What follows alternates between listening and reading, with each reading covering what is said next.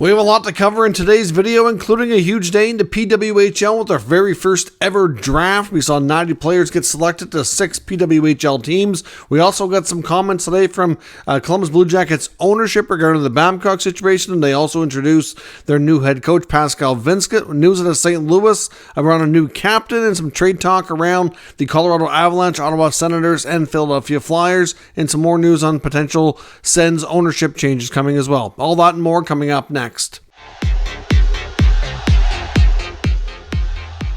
So welcome back to another video here at Top Shelf Hockey. As I mentioned, we have a lot to cover in today's video, including a historic day in the game of hockey on the women's side with the PWHL today hosting their very first ever draft, of course, which saw 15 rounds, 90 players going to 6 different franchises. Of course, most of you have been following along by now know there's going to be 6 teams. The season will start in January. The teams have 3 in Canada, 3 in the U.S., Montreal, Ottawa, Toronto, New York, Boston, Minnesota. We have all the GMs and coaches, everything in place, and now we start to have a lot more of the players. So it was a historic day. The very first pick in the draft belonged to the Minnesota franchise, which was done by a lottery-style draw, and Taylor Heisey was the very first player selected. Of course, she's from the state of Minnesota, played college hockey there, so she gets to stay in her home state. The first round also saw players like Jocelyn Larocque be selected, Alina Mueller, Ella Shelton, Savannah Harmon, and Erin Ambrose rounded out your first 6 picks as the first round of the very first PWHL draft. Like I said, plenty more players selected. Lots of talented ladies get a chance to be, pro hockey players with actual decent earnings for the first time. So let's hope that everything continues to roll here. We should get more news on the league here in the not too distant future. Of course, team names and, of course, they have to sign some more players and round out their training camp rosters as well. I believe training camps are going to start in November. And then, of course, the season will start in January. So overall, a historic day. It was nice to see it get lots of coverage as well. It was streamed on the internet via YouTube. In Canada here, there was coverage on Sportsnet and on TSN, which was great to see. So certainly, like I said, a very massive historic day in the women's game of hockey in the PWHL. So I hope many of you had a chance to check it out. The PWHL website's certainly been updated a lot as well. So between there and social media, you can get a lot of the details on the rest of the players that were selected to get an idea how the rosters are kind of shaping up. Now, some other news from the NHL. We had a signing, which actually took place later yesterday, but of course we were all kind of focused on the Mike Babcock news, where the news came late yesterday that he was resigning from the Jackets, of course.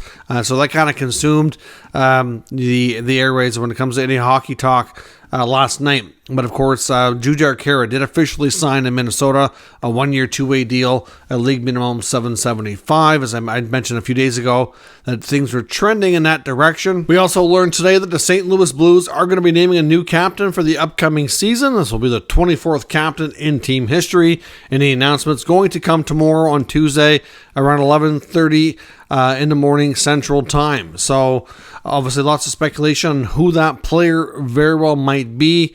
I would think a guy like Braden Shen comes top of mind. Heart and soul kind of player, signed longer term. Certainly, I think deserves some possibility. I wouldn't be shocked if it's Robert Thomas as well. Also signed long term, a little bit younger. Certainly leads by example. Good candidate there too. I would think they'd be the main 2 that come to mind. You could look to the back end. I know a guy like Colton Parayko signed long term. Not really sure, like off the ice, what his leadership skills are like, but I would think they're going to go with somebody who's signed longer term and obviously exudes all the right qualities. But my first gut instinct says Shen or Thomas. So we'll see what direction they go in, and we'll find out tomorrow. Old Babcock situation with Columbus. The Jackets, of course, held a news conference today introducing new head coach Pascal Vincent. I kind of feel bad for Vincent in a way. It's his first NHL head coaching gig at age 52. He's a well-respected coach. He's worked a lot between junior and various other coaching roles, working his way up here over time. Like, he's a name that's been mentioned, and he was one of the final candidates for Columbus as well. For example, he's getting introduced today, and most of the questions and all the talk is around not about him taking over. It's about who was let go. So just the circumstances for him personally, I just kind of feel bad that it's not getting more attention, and he's really well deserving. It's not a case of him just getting the coach because Babcock's gone. It's a case that he's very well deserving of this opportunity. It just, sometimes you hate to see how things are spun, but of course, the way and how the reasons and why everything went down the way they did with Babcock, unfortunately, was dominating the news cycle and the questions and everything around that. Columbus ownership, the McConnell family, John McConnell did there was a statement from them talking about how they were in full agreement that Babcock should certainly be stepping down. They also confirmed that there would be no other changes within the hockey operations department at this time. Even I was kind of surprised, to be honest. A lot of people think that somebody else, like Kekalainen or Davidson or both of them, need to kind of own this poor judgment that they made. Ultimately, John Davidson even made a mention when they were speaking that, there was a big uproar when they announced the hiring, and he said, obviously, some of those people were right. He said, this is on us. But the thing with Kekalainen, like I said a couple times, he's been there for 11 years. They have one playoff series victory in that time, made the playoffs 5 times, so less than half of the time of the seasons he's been in leading the team. And this is his 4th coach, and this was a major blunder and nothing. Like I don't understand how he deserves to still be there. I don't agree with it myself. Jarmo Kekalainen before this I lost a lot of respect because of how they made their decisions. But in all honesty, a lot of people have always gone on about how well respected he is around the league. Well, not to say that you lose all your respect over a mistake, but this was a big one. To me, this was a high risk move, and I just don't get it. They're going to have one of the younger teams in the league with a really bright prospect pool, and you bring in a guy who's got a history of playing mind games and the things that he did with younger players in the league. I just don't see how it was the right move regardless. Anyways, it was nice to see how the Players Association handled things.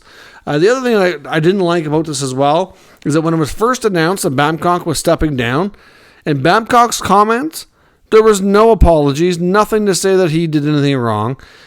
In Kekalainen's comments for the team, I believe he even thanked Babcock for the work he had done so far to prepare for the season. I'm like, you're thanking him? Come on, take some ownership of the situation and, maybe apologize.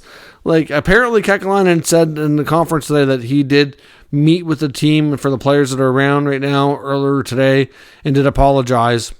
I guess taking some ownership of making a bad choice for hiring him as a coach. But anyways, the situation, I guess, for here right now, Mike Babcock's career, I think it's safe to say, is over. Ownership in Columbus right now appears to be willing to let everything else go and not make any other changes. I mean, it's a couple days before training camp, but you got to think this puts them on thin ice. And I would suspect that we could see changes in the not too distant future. We'll see how things go, but certainly Pascal Vincent has officially been introduced, and here we are. This is where things are at with the Babcock situation. That's probably the last we'll hear of it at least from Babcock's situation. And the rest of it for the future is going to be the fact that Kekalainen and Davidson kind of didn't lose their jobs over such a poor decision. Now, when some trade talk around the league, I want to look at a few things. One, Colorado. We know that they've been interested in maybe trying to add some goalie insurance.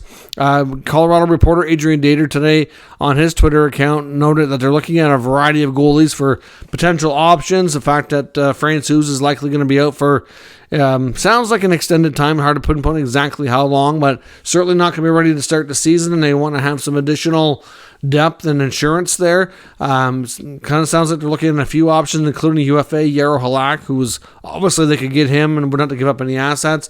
But there is some talk that they're also looking at Dan Vladar in Calgary and Casey DeSmith, who's kind of sitting and waiting with Montreal, waiting to see where he's going to end up. So out of the 3 goaltenders, they're all pros and cons, I think, to each goalie. Obviously, getting Halak would be the least expensive, probably the cheapest signing. Vladar would probably be your best option for potential future, being a part of the tandem on a longer-term basis.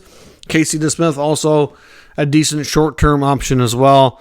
But again, probably not somebody who would, Vladar would have a better chance, I think, of sticking around longer than DeSmith. But we'll have to see where they go. But the fact is that those are the names that the reporters are hearing that the Avalanche are expressing interest in. Some more talk around the Ottawa Senators. Besides the trade talk with the Flyers I want to talk about today, more talk about who might be joining their front office.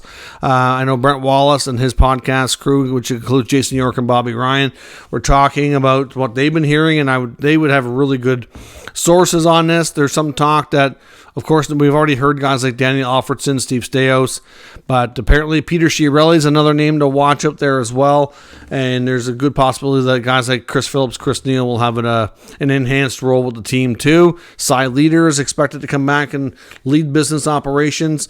There was reports of him giving notice at his other job, which was the CEO of a car dealer in Ottawa. And he apparently is available, so it makes sense that the rumors about him are true. It's believed that, according to Bruce Garriock, that the sale closing for Michael Andlauer to officially take over, they don't even need to do a conference call. Apparently, it sounds like it's going to be set up for all the board of governors to be voting either in favor or against the sale electronically, and that's expected to be closed and done deal, I would say, either tomorrow or the next day. I mean, it's definitely this week is what they're aiming for, but they would definitely want to have it done, if possible, before training camp open, which everybody's supposed to report on Wednesday. They'd probably like to announce on Wednesday, because I believe the Sens are doing their golf tournament. I know they got to report in the morning to do all their weigh-ins and physicals and things like that, and I think then they have golf. I think they're later in the day, I think. So I'm sure they'd love to announce it on that day that it's a done deal and Andlauer officially has the keys and the full reins, but we'll see where that goes. Of course, we know the Sens are actively trying to sign Shane Pinto. There's been a lot of talk about a trade with the Flyers. It's been discussed. The Flyers reportedly, according to Anthony DeMarco, did table an offer, and I believe that offer had them taking back the contract to Matthew Joseph as well as Pinto. Not quite 100% what the return part was, but essentially they are trying to take advantage of the Sens cap situation.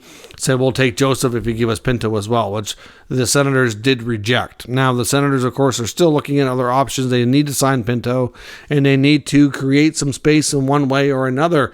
There was one rumor that there was other discussions between the Sens and the Flyers as well, according to some other well-connected people around Ottawa, saying that there was a roster player involved, and it was going to be going to the Flyers for another roster player that made less money.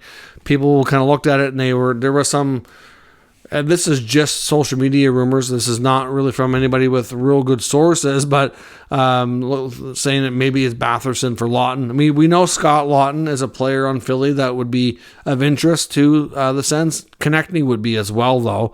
And I don't see the Sens moving Batherson. But Batherson's name was brought up. Lawton's name was brought up. Obviously, we know Joseph Pinto. We'll see. I mean, honestly, I think it makes more sense to trade a defenseman. If you take a look at what they have on the back end, even what Bruce Garriock's been saying about the Sens, he says Tyler Kleven's a name to watch, not for trade, but for taking a roster spot, which to me is going to probably end up causing Brandstrom to be the odd man out. You got Brandstrom, who's a smaller, good puck mover, and then you got Kleven, who's just a huge monster back there with the size and strength and plays a different style of game.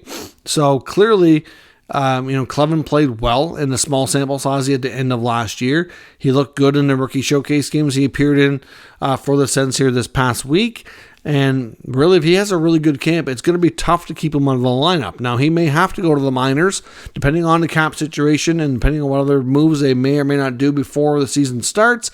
So Kleven may or may not be on that opening night roster. It just depends. Even if he deserves it, they may not be able to put him there because of the cap situation.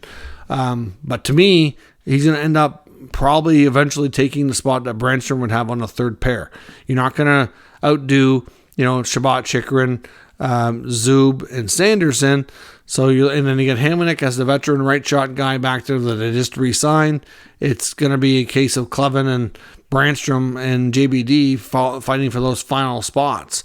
So to me, I think it kind of makes sense if Kleven and JBD are your that 6, 7, 8 spots, or 5, 6, 7 spots, sorry, so that Cleven could be more of a regular player. I don't know if Hamonic's going to be an everyday player. You could rotate Hamonic with JBD, and maybe Brandstrom is the odd man out. I don't know what they do, but moving Brandstrom would free up $2 million in cap space.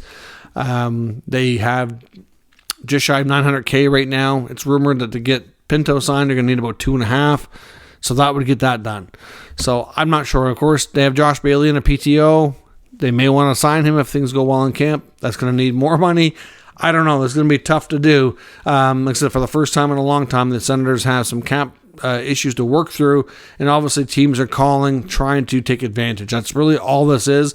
We're not led to believe that the Sens have any desire whatsoever to trade Shane Pinto, but the fact that he's not signed is going to make people call. It's just that simple. And the Flyers went as far as actually tabling an offer according to Flyers sources. So we'll see where it goes. I don't see the whole Batherson-Lawton trade that was being talked about on social media was going to free up enough room, right? Because Batherson was making just shy of $2 million. I think it's like $1.9 million more.